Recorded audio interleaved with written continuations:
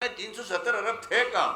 یہ کیا کل اشکومن میں گیا, وہاں جا کے کہا جی کٹ پتلی حکومت بلتستان کے ساتھ دشمنی کی ہے. پروجیکٹ بتائیں یہ گلگت بلتستان میں 4 سال عمران خان کا, یہ کہتے ہیں ہمارے 370 ارب روپے کاٹے ہیں جی. پہلے آ گئی, ان کو پتہ چلا کہ بھائی اس سال تو بجلی نہیں ہے, تو یہ پری پلان ہوا.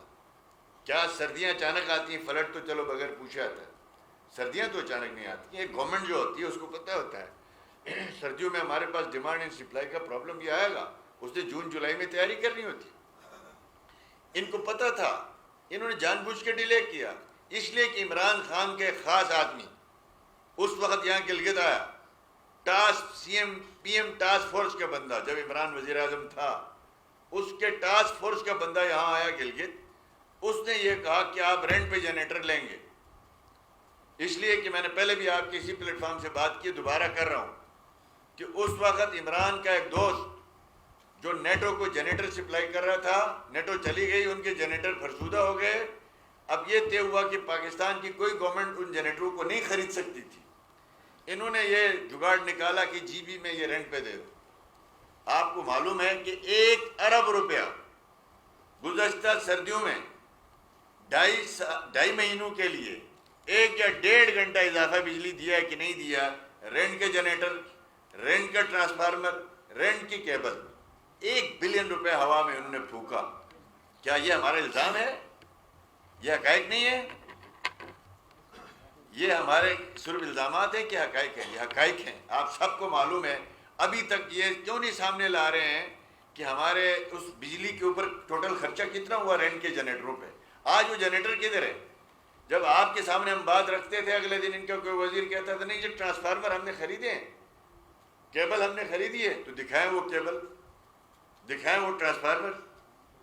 تو میں سمجھتا ہوں کہ یہ نکمے پہلے سے تھے, کرپٹ پہلے سے تھے. اب انہوں نے جس طرح عمران کی شکل میں پاکستان میں ایک ناسور پاکستان میں مسلط ہوا ہے, وہ شخص جس شخص نے پاکستان کی پری پلاننگ, جب وہ وزیر اعظم نہیں تھا, 4 مہینے کا دھرنا کیوں دیا سی پیک رکوانے کے لیے, اس کے پریزیڈنٹ کا راستہ روکا. گورنمنٹ میں آیا تو اس نے جناب ٹھیکہ لیا کہ میں سی پیک کو رکواؤں گا, اور روکوا کے دکھایا اس نے 4 سال. اور اس کے علاوہ اس ملک کی معیشت بٹھا دی, اس ملک میں نوجوانوں کو بیراہ روی میں ڈال دیا, گالم گلوچ پہ ڈال دیا, ہر طرح کی تباہی انہوں نے پھیر دی. آج ٹھیک ہے جناب, وہ جھوٹ بولتا ہے, گالیاں دیتا ہے, کچھ فین فالوئنگ اس کی ہو گئی ہے. اس فین فالوئنگ کے بدلے میں جو ہے وہ کبھی اس عدالت کو گالی دیتا ہے, کبھی فوج کو گالی دیتا ہے. یہ ان کے جو ہے وہ سپورٹر بنے ہیں. ہمیں یہ بتایا جائے کیا بھی نہیں ہوا. ہم نے ایک پلان اس وقت دیا کہ جب اس طرح کی صورتحال آئے گی تو آپ کے پاس بلیک آؤٹ نہ ہو, تب آپ ہم نے بیک اپ 8 میگا واٹ خود پہلے لیا.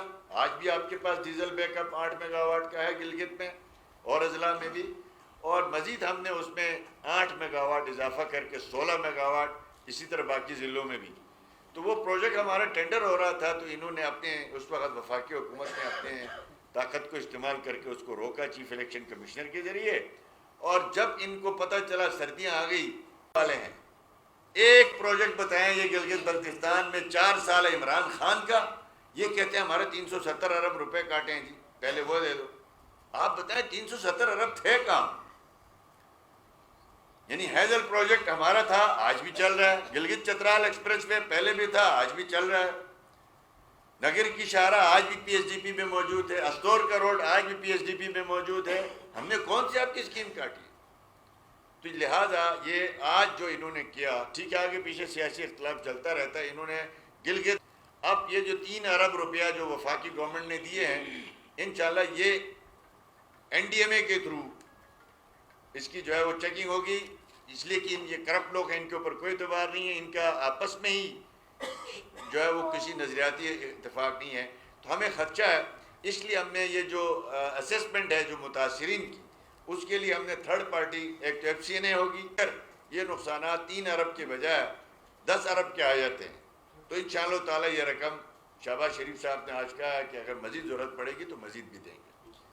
تو یہ خلاصہ کلام یہ ہے کہ ایک جھوٹ بول کے انہوں نے پریس کانفرنس کی ہے.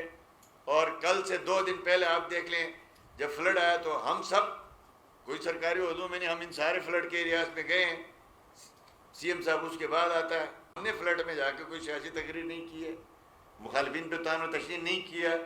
ہم جہاں بھی گئے ہم نے یہ کہا کہ یہ قومی معاملہ ہے, ہم مل جل کے حکومت اور اپوزیشن کا کھیل نہیں کھیلتے.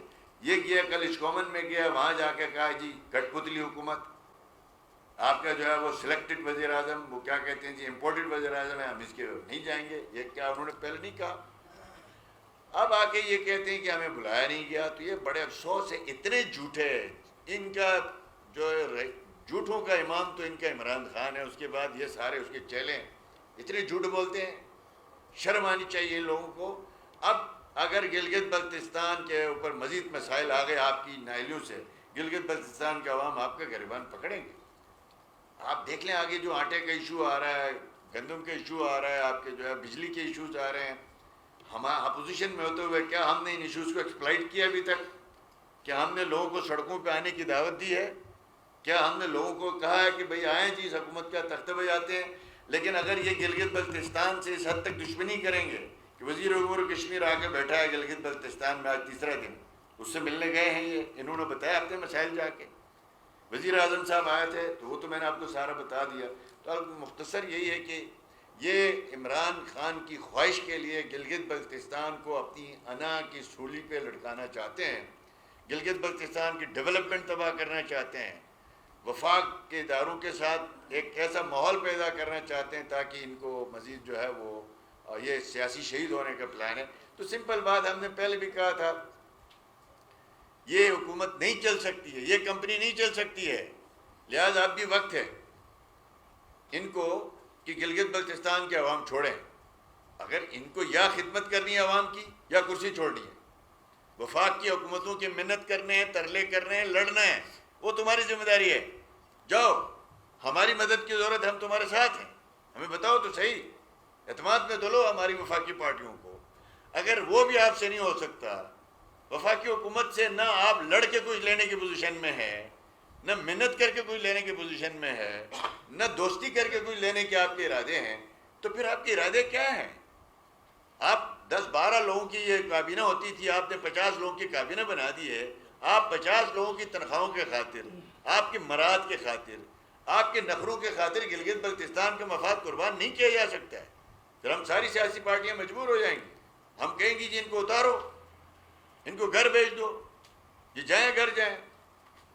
یا ملک کے معاملات چلانے کے لیے سنجیدگی دکھائیں یا کرسی چھوڑ دیں, اسمبلی توڑ دیں. بڑا پاپولر ہے عمران خان, بڑا پاپولر ہے نا, ان کو پتہ ہے. تو توڑ دیں اسمبلی, الیکشن کرائیں گلگت بلتستان میں. یہاں تو آپ کی حکومت ہے نا, تو کرائیں الیکشن.